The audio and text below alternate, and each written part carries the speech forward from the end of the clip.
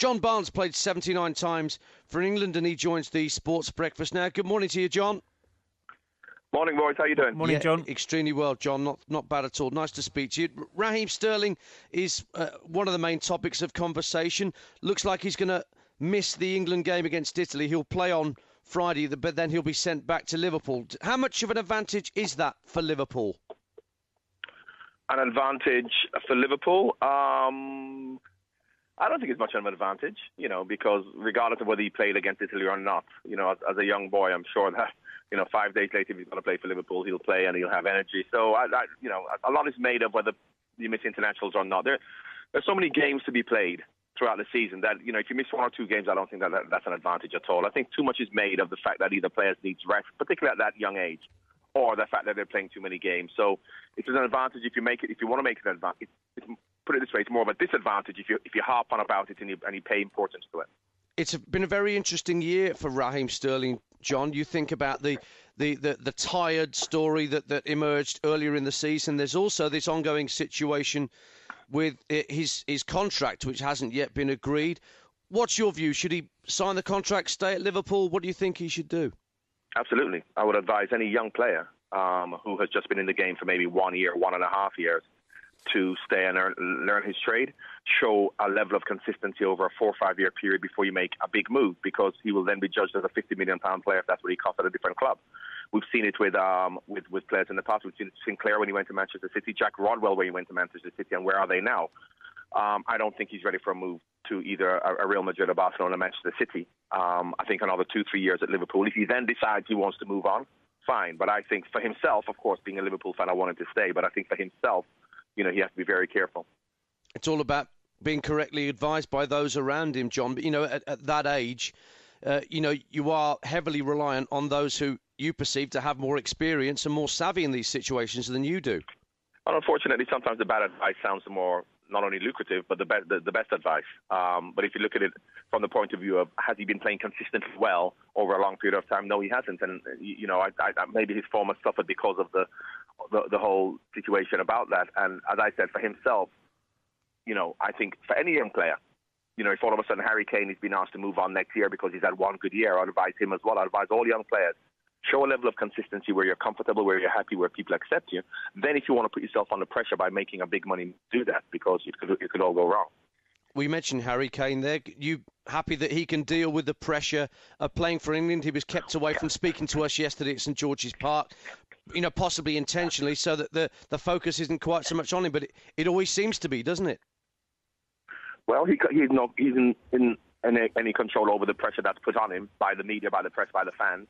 As long as he's supported by his teammates, by the club, or by the England manager, that's fine. But unfortunately, Harry Kane, this is a modern phenomenon of modern football, whereby young players who have not achieved anything all of a sudden are put on pressure to deliver when they shouldn't be. As a young player, you want to get into the squad, play without fear, play without any pressure. But unfortunately, this is what we players, we put them under so much pressure and say that they are the finished article. They are going to catapult England to the next level when they've not really achieved anything. And that is too much pressure that we put on them. And we have to stop doing that. John, just going back to the game against Manchester United, Liverpool, their first half performance wasn't good enough. Obviously, Steven Gerrard coming on and getting sent off straight away. How did you see Steven Gerrard? Was he frustrated by not starting that game? Was it because there wasn't a tackle in that first half? Was it not good enough for Liverpool and he really tried to go out there and say, that first tackle, I'm definitely going to win it? And he just went over the top a little bit?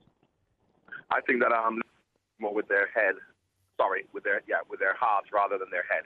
In the first half of the play with any composure. But he's a very inexperienced side. You look at the young players. Coutinho, who's had a great season, was trying too hard to make the final pass too early. Sterling was trying too hard. So, Manchester United were a very experienced side. If you look at the experience of the team, they may not have been playing well, but they played. That was a very experienced performance from them. We didn't play well because we played more with our hearts than our heads. Steven Gerrard was frustrated in not starting. I think that, and Jamie Carragher alluded to that. And I think that the frustration came out in the wrong way because this is only 45 seconds into the game. And when you needed someone with a cool head coming on to play with composure, so that's not what we were doing in the first half. We weren't playing with any composure. We weren't putting passes together. We were looking to be getting forward too quickly. And after 45 seconds to do that, I think just showed, his frustration. For me, I think it was because he didn't start. John, just looking at the top four now, such a competitive, Southampton still there, Spurs still there as well. Obviously, Liverpool's next game going to the Emirates. Do you think they have to win that game to get in that top four? If they lose, how do you see it? Yeah, I think it's a must-win game for Liverpool because, of course, if you look at the fixtures are okay apart from the next game and the last game. Arsenal away, Chelsea away. And had we beat Manchester United, even if we had lost to Arsenal, I think that we would have been able to pick up enough points until the last game of the season to really cement our place in the top four. Whereas now that Manchester United have gone above us, obviously if Arsenal either draws or beats us, that then puts them further ahead as well, with Manchester United's next game, I think, being Aston Villa, where we expect them to win. So you don't really want to be going into the Chelsea game with having to win to get anywhere near the top four. So I think that it is a must-win game for Liverpool against Arsenal, and they can do it. Steven Gerrard, of course, going back to him, he's got his testimonial at the weekend.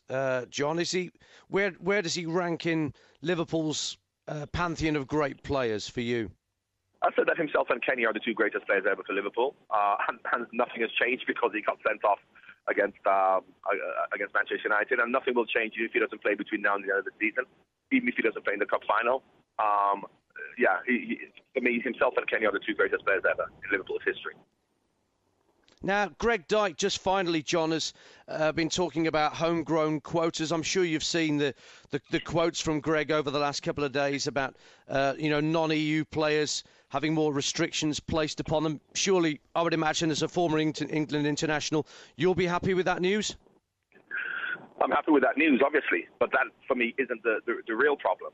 The real problem isn't the non-EU players. It is the EU players who you can't stop coming in, because as much a restriction on non-EU players from a work permit point of view, if we can still, the top clubs can still go and get the best Spaniards, Germans, Italians, because you can't stop them, what's going to change? Because, for example, Diego Costa at Chelsea, you can't stop him coming in because he's an EU player, but that is stopping young English players getting into the side. So, yes, it will help. What that will help is that would help young English players getting into, in my opinion, the lesser Premier League clubs. But we do want young English players playing in the lesser Premier League clubs, but more importantly, we want them to be playing for the top 4 clubs, the top 5 clubs, getting the necessary experience in the Champions League in Europe to then take them to the next level of international football.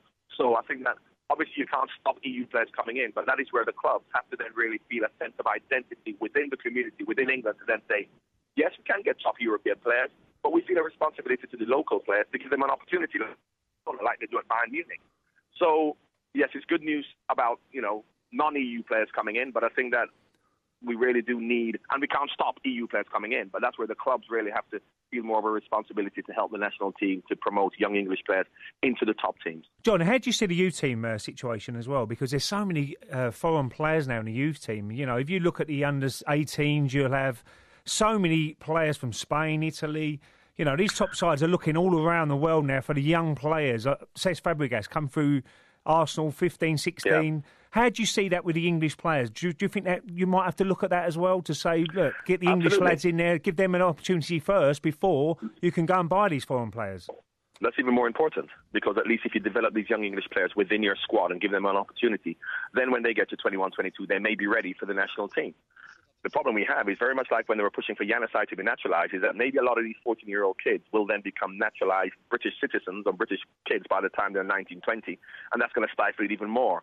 So I think that, maybe from a youth team perspective, maybe a law can be put in place, obviously not from a first team perspective, to then limit the amount of even the EU players coming in at 14, 15, 16 years old. For me, that is even more crucial than going to sign Diego Costa or any of the great foreign players that are coming into the top side. John, always good to speak to you. Are you going to Anfield for Steven Gerrard's testimonial of the weekend, by the way? I'm going to be in You'll be playing, John, no? You'll be playing? No, I can't play now at our age, Ray. You're not as old as me, though, are you? No, I'll be in Qatar.